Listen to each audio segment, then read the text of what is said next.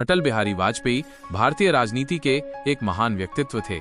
उनका जन्म 25 दिसंबर 1924 को मध्य प्रदेश के ग्वालियर में हुआ था। उनके पिता कृष्ण बिहारी वाजपेयी एक शिक्षक और कवि थे और उनकी माता कृष्णा देवी एक गृहिणी थीं। अटल जी ने अपनी प्रारंभिक शिक्षा ग्वालियर में ही प्राप्त की और बाद में कानपुर के DAV कॉलेज से राजनीति विज्ञान में स्नातकोत्तर की उपाधि प्राप्त की।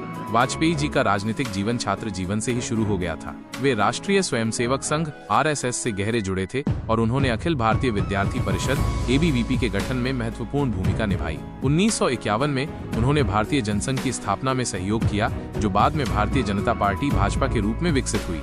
एक प्रखर वक्ता और कुशल रणनीतिकार के रूप में वाजपेयी जी ने भारतीय राजनीति में अपनी एक अलग पहचान बनाई। वे कई बार लोकसभा के सदस्य चुने गए और विभिन्न संसदीय समितियों में महत्वपूर्ण पदों पर रहे। 1977 में वे मोरारजी देसाई की सरकार में विदेश मंत्री बने और संयुक्त राष्ट्र महासभा में हिंदी में भाषण देने वाले पहले भारतीय बने।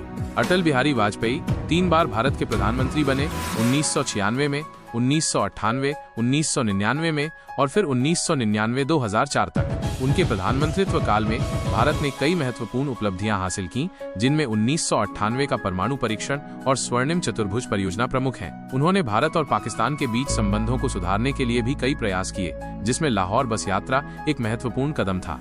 वाजपेयी जी एक कवि और लेखक भी थे।